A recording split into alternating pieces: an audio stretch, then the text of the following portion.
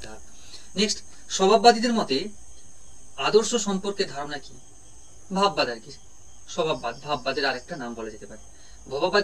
স্বভাববাদীরা বলেছেন মানে তাদের আদর্শটা কি, এটা হচ্ছে আদর্শ সৃষ্টি করা যায় না, আদর্শ পূর্ব থেকেই বিদ্যমান আছে, এক্সিস্ট।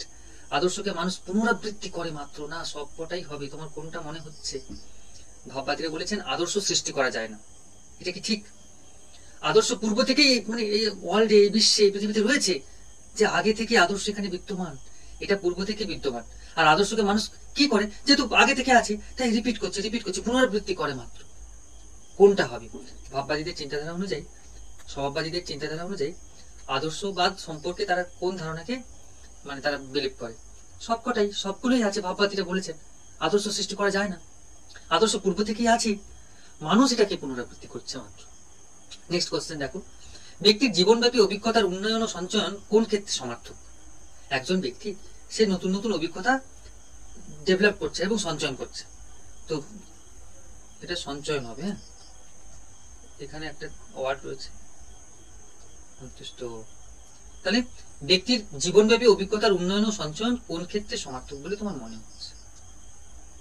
সংকীর্ণ অর্থে জীবন, life long process, education will start from here, এবং এটা যতদিন বাঁচবে তার জীবনে, যতক্ষণ না জীবনে এন্ড হচ্ছে ততক্ষণ চলছে, স্টার্ট থেকে এখানে। তার মানে দেখো একটা লাইফ লং, এই লাইফ লং কনসেপ্টের কথা কে বলেছেন? মানে কোন দার্শনিক, মানে কোন চিন্তা ভাবনাটা প্রাসঙ্গিক এখানে মনে হচ্ছে? সংকীর্ণ অর্থ, ব্যাপক অর্থ, জীবনব্যাপী প্রক্রিয়া, কোনটি? ব্যক্তির জীবনব্যাপী অভিজ্ঞতার উন্নয়ন এবং সঞ্চয়ন কোন ক্ষেত্রে সমার্থক? সংকীর্ণ অর্থে তো নয়, ব্যাপক অর্থে হবে, জীবনব্যাপী প্রক্রিয়ার ক্ষেত্রে হবে, কোনটি না তো হবেই না। তার মানে এই দুটোর মধ্যেই অ্যান্সার রয়েছে।